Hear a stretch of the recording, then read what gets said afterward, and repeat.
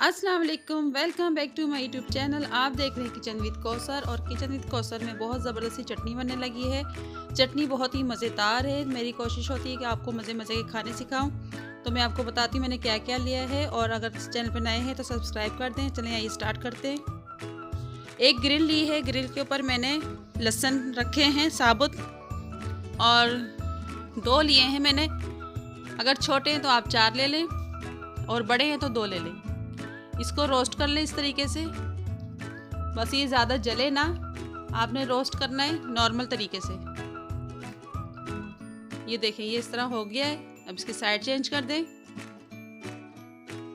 लहसुन निकालने के बाद, रोस्ट करने के बाद हरी मिर्चें कर लेते हैं। 4 हरी मिर्चें ली मैंने, तेज़ वाली, फीकी ना हो, हरी मिर्चें तेज़ होनी चाहिए वरना चटनी में जायका नहीं आता। इसको भी रोस्ट कर लेते हैं। इसकी साइड चेंज करते रहेंगे इस तरीके से ताकि ये ज़्यादा जले ना। हल्की हल्की से रोस्ट करनी है हमने।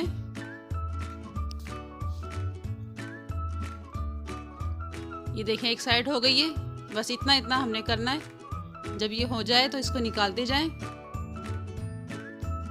बारी बारी मैंने करके दिखाना है क्योंकि कुछ टाइम लेती हैं ज़्यादा और कुछ चीज़ें लेती हैं ज़्यादा टाइम लेती हैं। तो उस हिसाब से मैंने करना है सबको अलग अलग तरीके से। और इसके बाद टमाटर ले लेंगे 4 अदद, लाल सुर्ख रंग के लेने हैं आपने टमाटर 4 अदद। और चारों को ग्रिल पे रख देंगे इसी तरह, चूल्हे की आग से सेक लेंगे इसे भी। चटनियाँ तो आपने बहुत खाई होंगी, लेकिन ये वाली चटनी आप बनाइएगा, आपको बहुत ही मज़ा आएगा। हर किस्म की चटनी होती है और हर किस्म के अलग अलग टेस्ट होते हैं चटनी के हिसाब से। तो टमाटर भी रोस्ट होते हैं तो मैं आपको बताती हूँ फिर। ये देखें यहाँ से स्किन इसकी सिकुड़ना शुरू हो गई है। इस तरह हमने रोस्ट करना है। साइडें आप जल्दी जल्दी चेंज करें ताकि जले ना ज़्यादा। एक मैंने निकाल लिया है, बाकी भी निकाल लेंगे।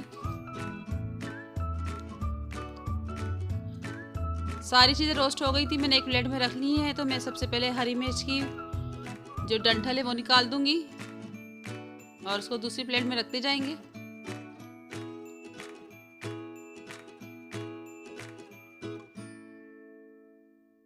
और टमाटर की स्किन भी उतार लेंगे।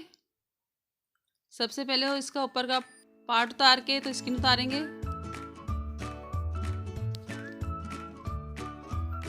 टमाटर कर लिया, अब लहसुन कर लेंगे हम। लहसुन के छिलके उतारेंगे। अच्छा एक बात और बताऊँ, ये जो स्किन के ऊपर ब्लैक ब्लैक लगा है ना, ये बिल्कुल आपने नहीं उतारना। इसको भी आपने साथ में इसको चटनी के साथ पीसना है। इसका अलग ही फ्लेवर होता है। देखें इस तरह लहसुन में भी है, और लहसुन भी मैं सारा करके दिखाऊंगी कितना नरम हो गया है।